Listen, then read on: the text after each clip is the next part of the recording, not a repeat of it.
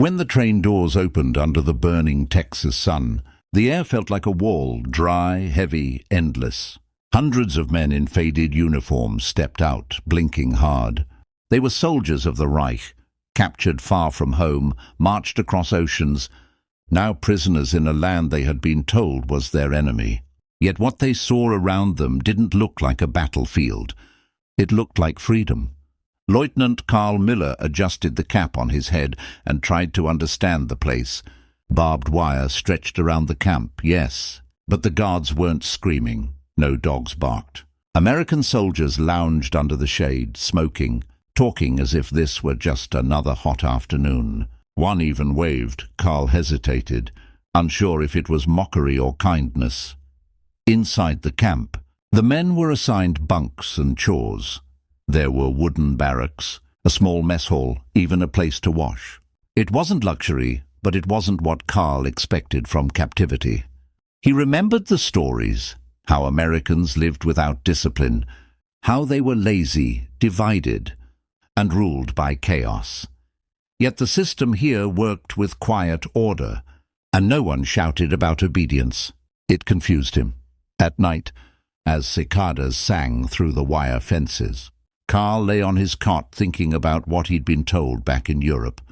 They said the American worker was soft, the farmer lazy, the soldier weak. But the faces he saw here told another story. He saw muscles built by hard work, hands used to lifting, and eyes that carried confidence without arrogance. It was a different kind of strength, something that didn't need to prove itself. Weeks passed. The prisoners were assigned to work on nearby farms, harvesting cotton and fixing fences. The Americans paid them a few cents a day, real money. For prisoners, the farmers offered them lemonade in the heat, sometimes even pie. The kindness was disarming. "They treat us like guests," whispered Dieter, one of Karl's comrades, "and we are the ones who bombed their ships." Karl didn't know how to reply. One Sunday, the guards announced there would be an event. "A rodeo," one of them said, smiling. The word meant nothing to the Germans. The next morning, trucks carried them outside the camp, to a vast open field surrounded by wooden bleachers. Music played, loud, cheerful, American. The smell of dust and hay filled the air. And then they saw it. Horses running wild, men in boots and hats chasing them, ropes flying like whips through sunlight. The crowd roared. The Germans stood behind a fence, silent at first. The scene was chaos, men shouting, animals thrashing, dust spinning like smoke. Yet within that chaos there was precision. Every movement, every fall, every risk was taken with a kind of rhythm. It wasn't a show of domination. It was a dance of control and surrender. And the Americans cheered for every rider who fell, just as they did for the ones who stayed on. That, Karl noticed, was the strangest thing. They celebrated failure. After the event, one of the guards, a young man from Oklahoma named Ben, came over holding a rope. "Ever tried it?" he asked, motioning to the horse pen. The Germans laughed nervously. "Come on, Lieutenant," Ben said, reading Karl's rank patch. "Show us how a soldier rides." The crowd encouraged him. Karl hesitated but stepped forward. The rope felt rough, the saddle loose. The horse moved, wild and unbroken. He gripped tighter, the wind hitting his face. For a moment it was war again. Speed, noise, danger, but no hate. Only balance. When he fell, the Americans clapped. Ben offered him a hand and said, "That was a hell of a ride." Karl smiled despite himself. It was the first honest smile he'd given since the surrender. That night, back in camp, he couldn't sleep. The memory of the rodeo burned in his mind. He thought about the way the Americans lived, how they faced danger for fun, how they laughed at pain, how even failure became a story worth telling. It was a culture built not on fear, but on choice. A man could fall, get up and try again. No one punished him for losing. That idea felt dangerous, because it was freedom in its purest form. Over the next few weeks, the rodeo became a strange symbol among the prisoners. They began organizing small events inside the camp, shows with wooden horses and makeshift ropes. The guards laughed and joined in. sometimes betting cigarettes on who would last the longest. What started as mimicry became something deeper. The Germans, who once lived by strict discipline and blind loyalty, were learning to laugh at themselves. It frightened Karl, because he felt something inside him changing too. One evening, while repairing a fence near the main road, Karl saw a group of American children riding bicycles. One of them dropped a flag from his basket, the stars and stripes. Without thinking, Karl picked it up and dusted it off. The boy stared at him, unsure whether to thank him or run. Karl handed it back and said in broken English, "It is a good flag," the boy nodded. That simple exchange stayed with him. He realized that even in captivity, he had never felt this kind of peace. As autumn arrived, the camp's routines softened. Some prisoners received letters from home, most filled with despair. Germany was falling apart. Cities burned, families scattered. The Reich, once called eternal, was dying fast. But in this small corner of Texas, life went on. The prisoners built furniture for the locals, learned songs from American workers, even sent money to the Red Cross. It was as if, in losing everything, they had stumbled upon something more valuable, the dignity of being human again. One night Dieter said, "Karl, when the war ends, do you think they will let us stay here?" Karl didn't answer, but deep inside he knew the truth. Some would go home, others wouldn't, and those who did return would never see the world the same way again. Because once you've seen freedom, real, messy, unpredictable freedom, you can never truly believe in chains again. The cicadas sang again, louder this time. Somewhere beyond the wire, a radio played country music. Karl lay on his cot, eyes open, listening. He imagined the rodeo, the dust, the sound of laughter, and he thought perhaps for the first time in his life that losing a war might not mean losing everything. The days began to blend into one another. Texas sunlight had a way of burning everything into sameness. The dust, the sky, the skin of the men who worked the fields. Yet inside Karl, something different was taking shape. What had once felt like imprisonment was starting to feel like observation, a quiet study of another world. He watched how the Americans lived, how they spoke freely to their officers, how laughter came easily, how rules existed without fear. It was a freedom so casual it almost felt unreal. Not everyone saw it that way. Inside the barracks, whispers of resentment grew. Some prisoners, especially the older sergeants, still clung to the old code.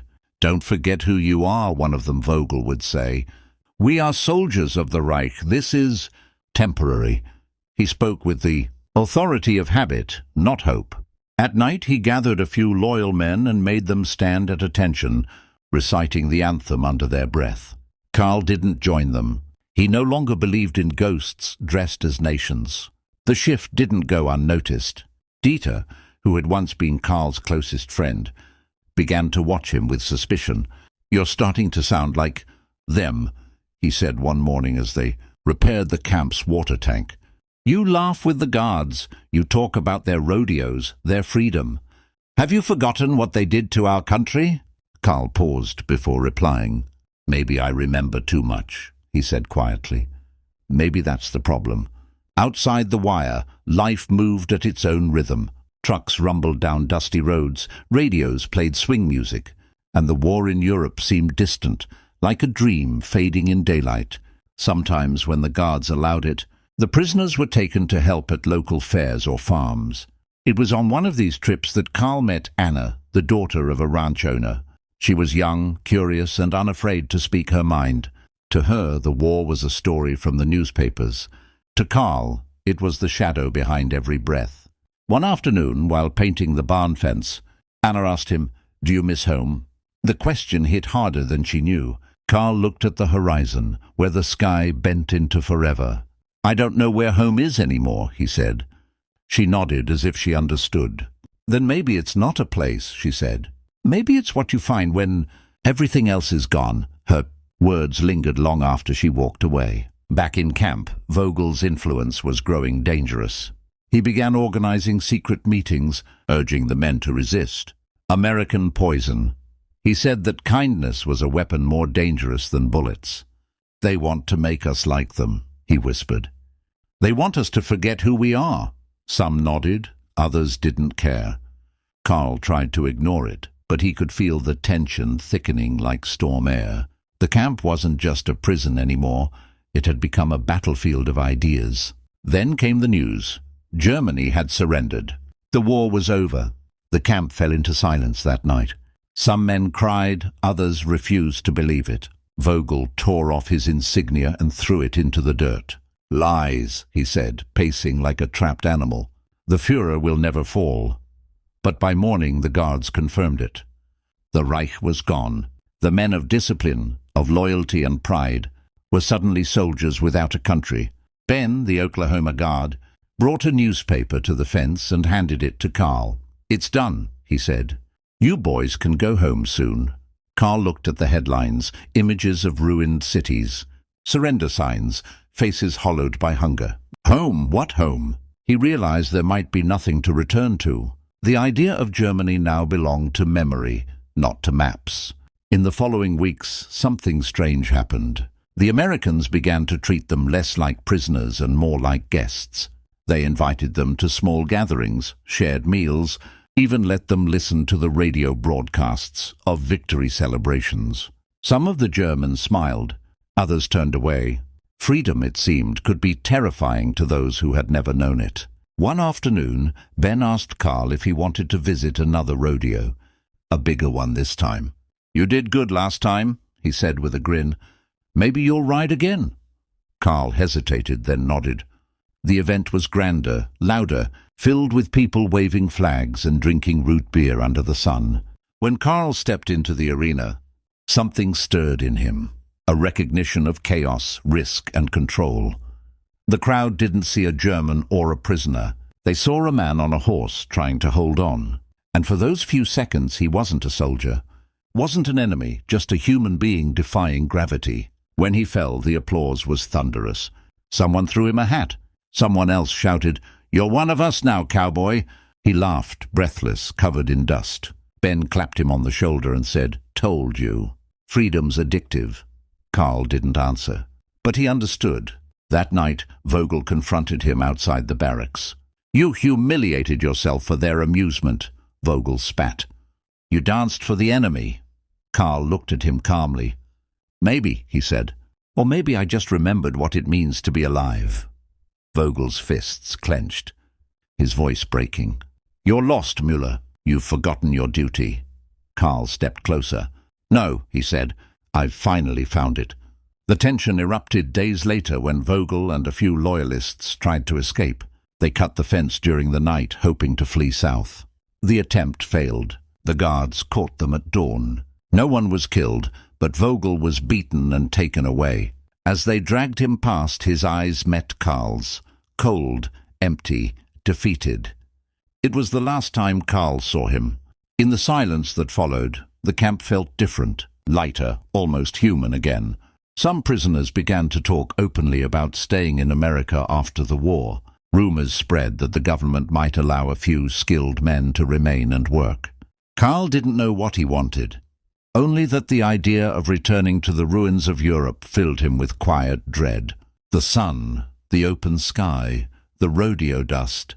These things had become part of him now. At dusk he stood by the fence, watching the horizon. The air smelled of dry earth and faint rain. Ben walked up beside him and said, "You thinking about going back?" Carl didn't reply for a while. "I think," he said finally, "that I've already left once. I don't know if I can do it again." Ben smiled. "Freedom does that to a man." As darkness settled, the cicadas began their song again. Steady, relentless, eternal. The same song that had played when Carl first arrived. Only now it sounded different. It didn't remind him of captivity. It reminded him of change. Summer came heavy and bright. The air shimmered above the red Texas dirt. The same dirt Carl had learned to work with his bare hands. The war was over, and the world beyond the barbed wire was changing fast. Trucks rolled in and out of the camp every week now, taking men to the ports, sending them back to Europe. Each departure felt like a closing door. Some left with excitement, others with dread. Every goodbye carried the weight of uncertainty. Who would return home? and who no longer had one. Karl stood at the edge of the yard, watching a group of men pack their few belongings. Dieter was among them. He had decided to go back to Hamburg, where his wife and son were waiting. "You should come too," Dieter said, slinging his bag over his shoulder. "It's still our country. Karl, they'll need men like us to rebuild." Karl nodded but didn't answer. He wanted to believe that, but the image of the crumbling cities in the newspaper haunted him. A nation built on obedience and pride had burned itself to ash. What was there to rebuild? The idea of going back felt like walking into the ruins of his own beliefs. That evening, Ben found him sitting near the stables, watching the sun go down. "You're quiet lately," Ben said, lighting a cigarette. "Guess the thought of leaving can do that." Karl smiled faintly. "You ever lose something and realize you don't want it back?" Ben looked at him for a long moment, then said, "All the time." They didn't talk much after that. They didn't need to. Days passed and the camp grew emptier. The laughter, the tension, the chaos, all of it slowly faded. One morning a colonel arrived with a list. "Final transfers," he announced. Karl's name was on it. He was to be shipped back within the week. The news hit him like a quiet punch. He walked through the camp that night, touching the wooden fences, the empty bunks, the dusty tools he had used. Everything around him was temporary, but it had somehow become home. The next morning Ben brought him a small gift, a rope, coiled and neatly tied. "For the road," he said. "Something to remember the rodeo by." Karl held it in his hands, rough and solid like the memory itself. "You think I'll ever fit back there?" he asked. Ben shrugged. "Maybe not. But that's not a bad thing. You've seen too much of what life can be. That changes a man." They shook hands, firm, honest, final. It was the kind of farewell words couldn't make better. 2 days later, the trucks arrived to take the last group of prisoners away. Karl climbed aboard, his bag light, his mind heavier than ever. The engine roared, and the camp began to shrink in the distance. The fences, the fields, the place that had broken him and rebuilt him all at once. He didn't look back, but he could still hear the faint echo of laughter and horses, the sound of freedom in a land that had once been enemy soil.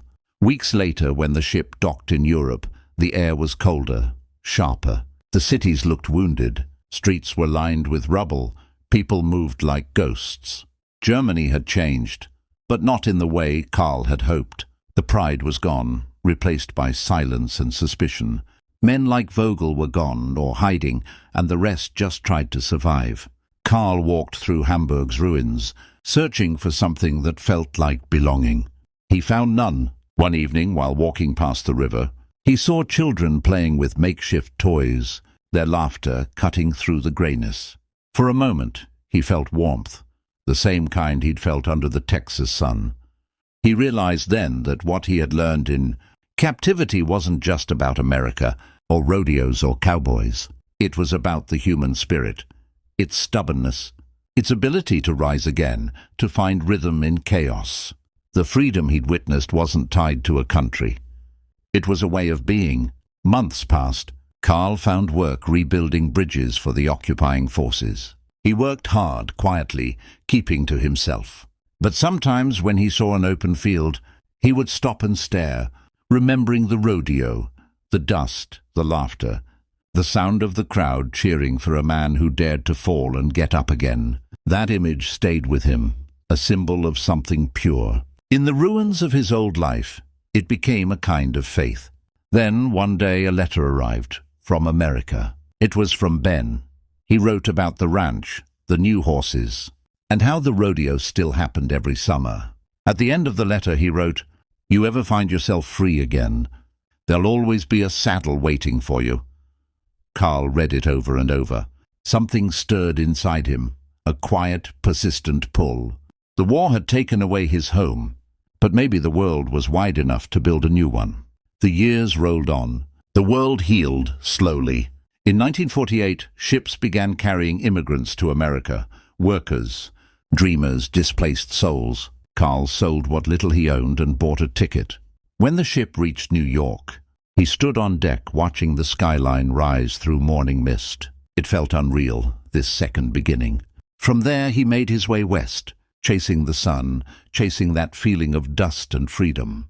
When he finally reached Texas again, he found Ben waiting at the ranch, older, grayer, but smiling like nothing had changed. "You made it," Ben said, clapping his back.